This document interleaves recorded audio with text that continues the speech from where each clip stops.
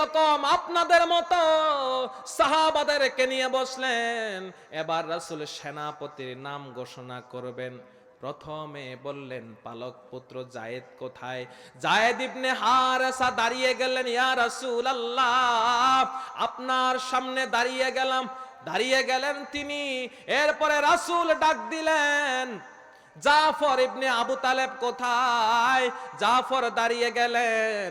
রাসূলের চাচাতো ভাই আলী রাদিয়াল্লাহু তাআলা আনহুর আপন ভাই জাফর দাঁড়িয়ে গেলেন। এরপরে রাসূল বললেন, আব্দুল্লাহ বিন রাওয়াহা কোথায়? তিনিও দাঁড়িয়ে গেলেন। কয়জন হলো? যুদ্ধের ময়দানে সেনাপতি লাগে কয়জন? রাসূল ঘোষণা করলেন কয়জনের নাম? 3 জনের নাম ঘোষণা করলেন। এরপরে বললেন, তোমাদের পক্ষ থেকে এর পরের জনকে তোমরা বেছে নিবা। যখন রাসূল 4র্থ জনের নাম ইঙ্গিত করলেন, প্রয়োজন হলে 4র্থ জনকে তোমরা ঠিক করে নিবা। এই কথা বলার পরে প্রথম 3 জন ভাবলেন যুদ্ধের ময়দান থেকে জীবিত ফিরা যাবে না। আল্লাহু আকবার বলেন। প্রথম 3 জন বুঝে নিলেন যুদ্ধের ময়দান থেকে জীবিত আসা যাবে না। কারণ যদি যুদ্ধের ময়দান থেকে জীবিত আসতো, 4র্থ জনের নাম রাসূল ঘোষণা করতেন না। 4র্থ জনের নাম যখন ইঙ্গিত দিলেন, তোমাদের পক্ষ থেকে পরে ঠিক করে নিবা। এবারে 3 জনকে বললেন, যাও পরিবারের কাছে চলে যাও। পরিবারের কাছে গিয়ে তোমরা বিদায় নিয়ে আসো, যুদ্ধের ময়দানে যেতে হবে। 3 জন সেনাপতি যায়েদ রাদিয়াল্লাহু তাআলা আনহু বললেন, ইয়া রাসূলুল্লাহ, ইয়া হাবিবাল্লাহ, ছোট কাল থেকে আপনার কাছে বড় হয়েছি। আপনি আমার বাবা, আপনি আমার মা, আপনি ছাড়া কেউ নাই। ছোট কাল থেকে আপনার কাছে আমি লালিত পালিত হয়েছি। আপনি আমাকে বিদায় দিয়ে দেন, আমি এখান থেকে বিদায় নিয়ে যাব। সুবহানাল্লাহ। জাফর রাদিয়াল্লাহু তাআলা আনহু চলে গেলেন বাড়িতে, পরিবার থেকে বিদায় নিবেন। স্ত্রীকে বললেন, ও আমার প্রাণের স্ত্রী, অনেক দিন তোমার সাথে সংসার করলাম, অনেক দিন তোমার সাথে ছিলাম, জানি এই দুনিয়াতে তোমার হক আদায় করতে পারি নাই। যতটুক হক আদায় করার দরকার ছিল ততটুক হক আদায় করতে পারি নাই। রাসূল আমাকে মুতার যুদ্ধে সেনাপতির নাম ঘোষণা করেছে, তুমি আমাকে বিদায় দিয়ে দাও। আমি যদি শহীদ হয়ে যাই আমাকে তুমি ক্ষমা করে দাও, আমার উপরে তুমি কোনো রাগ রেখো না। জাফর রাদিয়াল্লাহু তাআলা আনহুর স্ত্রী স্বামীকে বললেন, ও আমার প্রাণের স্বামী, যান আপনি যুদ্ধে যান, আল্লাহর কাছে দোয়া করি আল্লাহ যেন আপনাকে শহীদ না বানিয়ে গাজী বানিয়ে আমার কাছে আবার ফিরিয়ে নিয়ে আসে। জাফর রাদিয়াল্লাহু তাআলা আনহু নিজের স্ত্রীর হাত ধরে তলোয়ারের উল্টা পিঠ দিয়ে সামান্য মৃদু আঘাত করে বললেন, ও আমার স্ত্রী, উল্টা দোয়া করো না, উল্টা দোয়া করো না, কারণ তোমার দোয়া আল্লাহর কাছে কবুল হবে না। কারণ রাসূল আমার আগেও একজনের নাম বলেছে, আমার পরেও আরেকজনের নাম ঘোষণা দিয়েছে। নিশ্চিতভাবে বলতে পারে যুদ্ধের ময়দান থেকে আমি জীবিত ফিরব না। নিশ্চিত যুদ্ধের ময়দান থেকে জীবিত ফিরবে না, শহীদ হয়ে যাবে। এটা জানার পরেও বলেন তো পলায়ন করার দরকার ছিল কিনা? রাসূলকে বলার দরকার ছিল না, ইয়া রাসূলুল্লাহ আজকে 2 দিন পেটটা খুব খারাপ, আমি পারবো না যুদ্ধে যাইতে, কি বলতে পারতো কিনা? আজকে আমরা যদি বলি ভাই যুদ্ধ হবে চলেন সবাই, কয়জন যাবেন? আবেগের কারণে না কিছুক্ষণ আগে একবারে স্লোগান দিয়া খুব, ঠিক না? কিন্তু আসলে যদি বলি ভাই কালকে যুদ্ধ হবে চলেন দে, কয়জন যাবেন? বলে হুজুর মাহফিলে আসি না, আবার যুদ্ধে যাবো? ঘরের কাছে মাহফিল, মাহফিলে বসি না, আবার আমরা যুদ্ধে যাবো? ও আমার প্রিয় ভাইরা, জাফর এবার বললেন, ইয়া রাসূলুল্লাহ। জাফর চলে গেলেন পরিবারের কাছে, স্ত্রীকে বললেন উল্টা দোয়া করো না, আমার আগেও একজনের নাম, পরেও একজনের নাম, নিশ্চিতভাবে আমি শহীদ হয়ে যাব। আমি যদি শহীদ হয়ে যাই, আমার ছেলে মেয়েগুলাকে তুমি দেখে রাখো, তাদেরকেও আমি যেই পথে শহীদ হয়েছি তাদেরকেও সেই পথে চালাবা।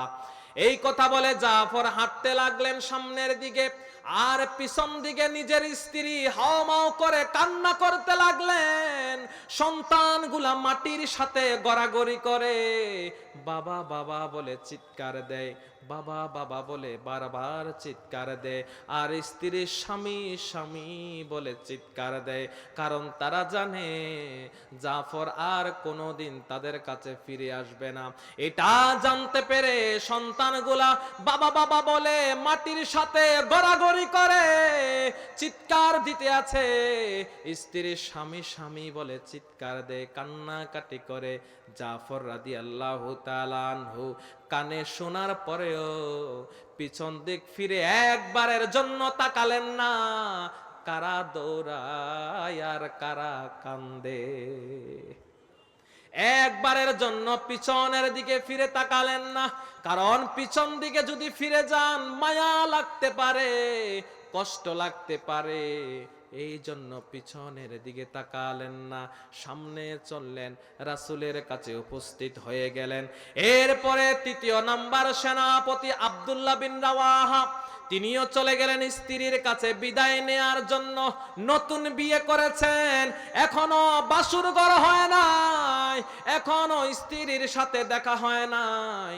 এই সময় যুদ্ধের ডাক পড়ে গেছে।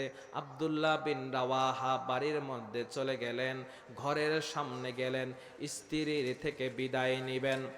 ভিতর থেকে কোরআনের তেলাওয়াত শোনা যায়, বাহির থেকে স্ত্রীকে বললেন, ও আমার প্রাণের স্ত্রী, তোমার সামনে আসলাম, তোমার কাছে আসলাম বিদায় নেওয়ার জন্য।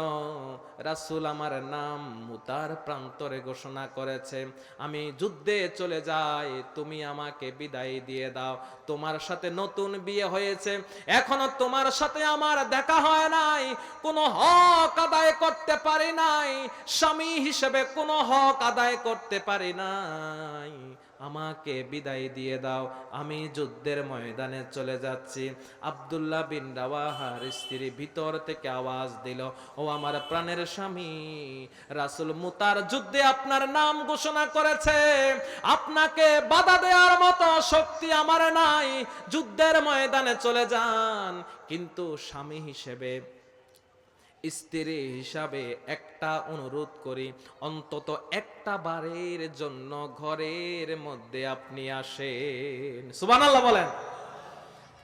বাহির থেকে আব্দুল্লাহ বিন রাওয়াহা বলল, ও আমার প্রাণের স্ত্রী, ভিতরে যদি আমি যাই, তোমার চেহারা দেখে হয়তো মায়া লেগে যেতে পারে, যুদ্ধের ময়দানে যেতে দেরি হয়ে যাবে, নাও যুদ্ধের ময়দানে যেতে পারি। আমি শুনেছি তুমি নাকি অনেক সুন্দরী নারী, অনেক সুন্দরী মহিলা, এই জন্য আমি ভিতরে যাব না, তোমার চেহারা দেখলে হয়তো আমার মায়া লেগে যাবে, যুদ্ধের ময়দানে আর যাওয়া হবে না। স্ত্রী বলল, না না না, ও আমার প্রাণের স্বামী, কোনো মায়া লাগবে না, আমি আপনাকে ঘরের মধ্যে রাখবো না, আটকিয়ে রাখবো না, শুধুমাত্র একটা বার আপনার চেহারা দেখতে চাই। আমি শুনেছি আপনি নাকি অনেক সুদর্শন, অনেক সুন্দর পুরুষ, কোনোদিন আপনাকে দেখি নাই, আপনার চেহারাটা একটা বারের জন্য আমি দেখে রাখতে চাই। আপনি যদি শহীদ হয়ে যান, আপনি যদি শহীদ হয়ে যান, যেন কাল কিয়ামতের মাঠে আপনাকে আমি স্বামী হিসেবে চিনে নিতে পারি। এই কথা শোনার পরে আব্দুল্লাহ বিন রাওয়াহা বললেন, ও আমার প্রাণের স্ত্রী, শুনে রাখো, শুনে রাখো, এই যদি হয় তোমার মনের বাসনা, এই যদি হয় তোমার কামনা, শুনে রাখো, শুনে রাখো, আমি যদি যুদ্ধের ময়দানে শহীদ হয়ে যাই, টেনশন করো না, কাল কিয়ামতের দিন আল্লাহ রব্বুল আলামিন আমাকে তোমাকে সেই দিন কিয়ামতের মাঠে পরিচয় করাই দিবে। এত আস্তে সুবহানাল্লাহ। এই কথা বলে আব্দুল্লাহ বিন রাওয়াহা চলে গেলেন, রাসূলের কাছে চলে গেলেন, সবাই প্রস্তুত যুদ্ধের ময়দানে যাওয়ার জন্য।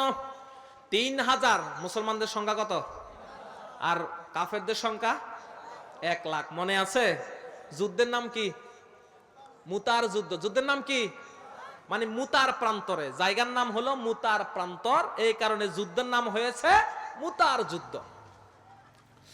এবার তারা যুদ্ধের ময়দানে রওনা হয়ে গেলেন, যুদ্ধের ময়দানে চলে গেলেন।